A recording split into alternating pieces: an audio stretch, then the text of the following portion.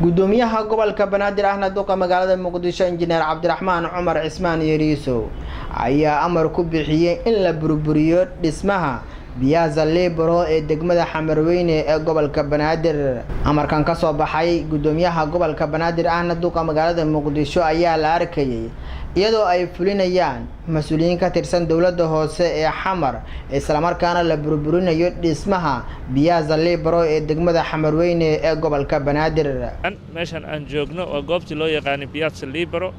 ee Ceelgaab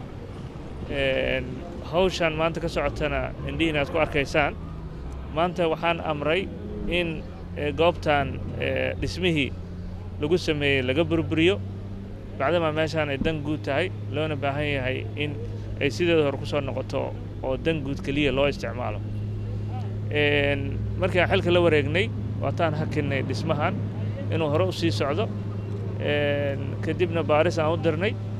la tashiyo madaxda qaranka aan la sameynayna madaxda qaranku madaxweynaha iyo ra'iisul wasaarahaba waxayna fareen in goobaha danta guud aan loo isticmaali karin si shakhsi ah loona baahan yahay in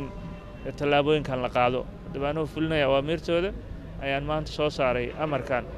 in goobtan Piazza Libero ay ku soo noqoto sideedii hore.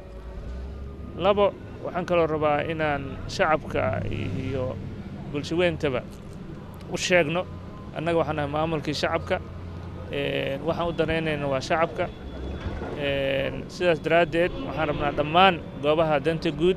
xarumaha dawladda oo ay ku jiraan jardiinooyinkii hore ee barisamaadkii in dhammaan dadka ay banneeyaan sida ugu dhaqsiyaha badan cid alaale ciddii banneyn weysana sida maantoo kale ah in loo burburin doono.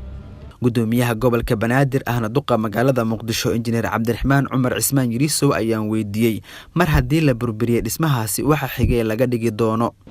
meeshan waa dan guud sidoo hore aan ugu soo celinaynaa shacabka ayaa ka tashanaya ma xarun caruurta ku ciyaartay noqonaya ma garoon sport buu noqonaa waxaasoo dhan waa wax dadka deegaanka aan kala tashanayno.